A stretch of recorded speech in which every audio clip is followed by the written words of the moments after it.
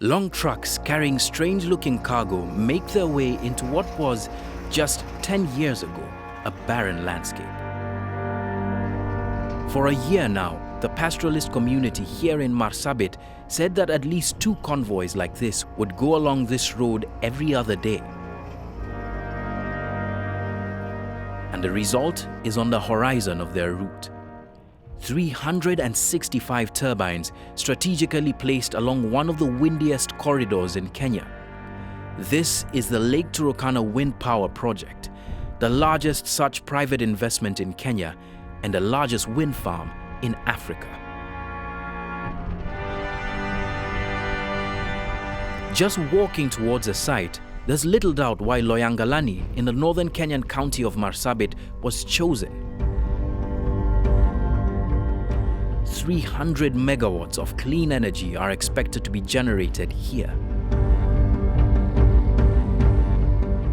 The power that will be generated here will be transmitted over 428 kilometers away to the nearest substation on a line built by a government agency, the Kenya Electrical Transmission Company, KETRACO.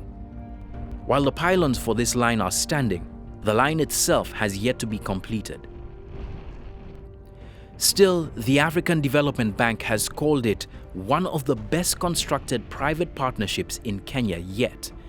It is co-owned by, among others, Vestas and a number of Scandinavian investors. KPNP, a company of Dutch and Kenyan investors and the initiator of the project, also owns a share. However, there are many questions about how LTWP came to own the land, considering that this 10 years ago was ancestral land. Lake Turkana Wind Power Project was allocated a huge amount of land, 150,000 acres. That's a lot of land even by the standards of Kenya's largest county, Marsabit. Before LTWP came along, all the land they now own was community land. The case that the community has fronted since 2014 has only one issue, and one issue alone, is how was 150,000 acres of community land alienated, and if it was alienated, then was it alienated procedurally in accordance with the setting apart process and the Trust Land Act, now repealed, and the Constitution of Kenya. So that is the only question in court that the community is asking. In 2007, Lake Turkana Wind Power representatives approached the Municipal Council of Marsabit, first seeking 40,000 acres for land for the project. Then they asked for a further 110,000 acres, which they claimed was for quote-unquote future development. At the time, the land was demarcated as community land, meaning that by law, the community would need to be informed of the project right from the beginning. The input from Lake Turkana's community was questionable from the start. There was a meeting that took place in Loyangalani of a number of people, not more than 50, for the introduction part, and then they just signed an attendance list. One of the sharpest critic of this project was actually the secretary of that. He was requested to take minutes, and he's the one who took minutes. But he's saying I took minutes. It was a first inception meeting, so I didn't expect that this amount to just constitute about 50 people to make a decision for people who amounts to over 5,000 people. You can't just make that decision. Any project which either developed by a private investor or not, there must be consent by the local authority. See, at that time, the county council. So there must be. I don't think the project would have proceeded to that effect. The Trust Land Act was not followed. And the funny thing about the Trust Land Act, or the good thing about the Trust Land Act, the steps that they set out were all couched in mandatory terms. So you did not have room to elect or select whether you'd follow step 1 and leave step 2, whether you'd substitute certain institutions that were meant to carry out the setting apart with what you think would do. It was clear. as black and white. This is a procedure couched in mandatory terms. So anything short of it, any compromise to that process, then compromises the entire process. And we know a title is as good as the process. So if the process is impugned, then any document you hold at the end of the conveyor belt is unconstitutional. A divisional lands board was never set up to consult with the community. Instead, Marsabit County Council's Town Planning Committee was a body that approved the leasing of 150,000 acres to LTWP. This part of Loyangalani belongs to the predominantly pastoralist communities of Marsabit County. But even Google investors expressed concerns about whether locals had been adequately consulted. In a letter to Google CEO Sundar Pichai in early November 2015, 38 Google investors say they were, quote, deeply concerned by reports of violence, displacement, and environmental damage associated with the Lake Turkana Wind Power Project. In particular, we are seeking a deeper understanding of Google's process for ensuring free, prior, and informed consent with indigenous communities impacted by Google's suppliers or by its own projects, end quote. The whole issue about full disclosure didn't take place. You need to tell me why you need a land, what my role will be, and what's my future involvement on that land. A Kenyan court ordered both sides to seek mediation over their claims for an amicable settlement that worked for each party. They were given 90 days. Those 90 days have since lapsed, and the talks have stalled. Our client's concern is simple. How did you acquire the land? But that question has never been answered in court, was never given the prominence we thought it deserved, it being an environment and land court whose specific mandate is to address the land question. We wrote to the management of Lake Turkana Wind Power seeking, amongst other things, answers about how they acquired the land on which the project sits. They wrote back, declining our interview request, saying that after reviewing our questions, they would be unable to respond owing to an ongoing court case and confidential contracts. Sarima village in Loyangalani looks like it's always been here, but these are new houses. The village was relocated in 2014, moved 1 kilometer away from its original location to pave way for the building of an access road to the site. Because the community was not a part of the negotiation, both Amina and Mali believe that a lot of the community's needs that could have been addressed weren't. For instance, part of the claims of some of the members of this community is that the resettlement of this community paid for by the LTWP didn't include the entire community. The people of Sarima village are part of the indigenous communities here that call these hills and plains their home. Sarima didn't always look like this.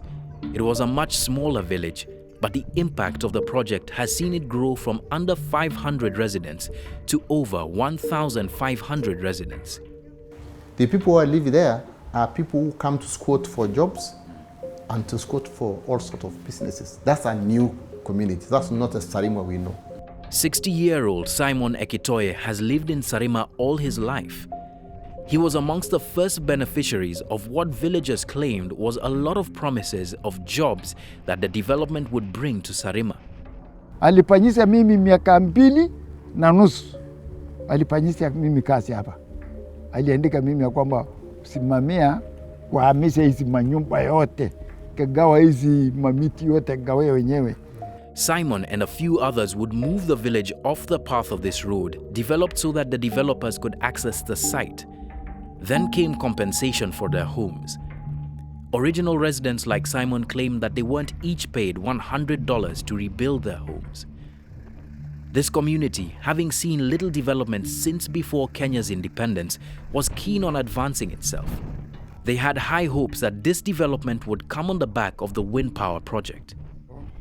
Alikuwa anasema atatupatia kitu kama shule, tutajengea nyinyi hospitali, tutaandika watu wenu kwa wengi, na tutapatia nyinyi maji kwa wengi. na alisema kila kampuni ambao anaweza kuja hapa anaweza kutoa kitu kidogo kidogo ambao anaweza kusaidia kijiji baadaye.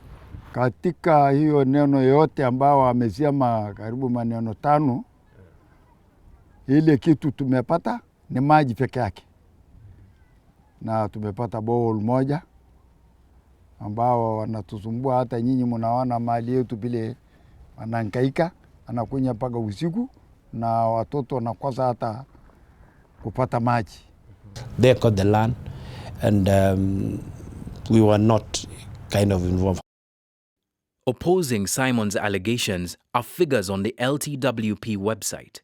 92 people from Sarima have been given a range of jobs, with care being taken to balance these jobs between the ethnically diverse communities of Loyangalani.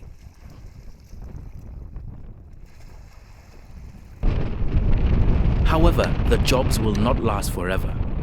The wind farm is a highly technical project that doesn't require a lot of unskilled manpower to run. Loyangalani is one of the most remote parts in Kenya where education has not been a priority. There has been change in Sarima though. There's a lot of business. If a small hut is a pub, if a small hut is a shop, which tells you this money circulating. But on the other hand, you just have to look around and see the level of alcoholism there. And of course, I've been there. There's a lot of people, even from Mombasa. They are twilight girls. So it's not what Sarima used to be. Tulikuwa hatujui hiyo pombe kwanza. Ilikuwa hakuna kitu naita pombe hapa. Lakini wakati hawa wanakuja hapa, wale wafanyakazi yao basi ndio wanakuja kuleta pombe yao hapa, hiyo masoda yao hapa, anaanza basi kutegeza hata pombe nyingine hapa ya genyu wale walikuwa wanafanya kazi yao. Sasa ndio wameleta hii takataka hii. Chapu hii makaratasi hii karatasi atamaliza hata mali yetu. Sinaona hii mbuzi hii. Hakuna mbuzi huko hapa, hii mtu ametumalizia kwa sababu ya hii makaratasi. Mary Ngumi runs a bar at the far end of this tightly packed village. She shares the same concerns as Simon, as well as the same hopes. Sasa hakuna hata hospitali. Watu nasema najenga ya hospitali. Hajajanga. Shule hakuna. Najenga tu hapo. Hakuna maalimu. Watoto tu naenda narudi kabla kusoma. Na kama mkipewa hizo zote, mtakuwa mmetosheka? Si ndio? We also wrote to the European Investment Bank's local offices for comment, given that the bank had co-funded the $70 billion project. Although the regional representative of the bank here promised to get back to us, we are yet to hear from her as at the time of the publishing of this report. Once complete, these 365 wind turbines will catapult Kenya into the League of Clean Energy Producers, a rare status for an African nation. It's hard to understand why some in Loyangalani aren't as enthusiastic as members of the government or the investors in this project. That's because rarely, if ever, do these same groups of people walk in the shoes of those who have lived on the land for millennia. And they don't view land as a factor of production as many of us elite look at land. For them, land is a source of lifestyle, is a source of identity, is a source of livelihood. So if you take someone's lifestyle, culture, heritage, identity, and livelihood, you leave them with nothing.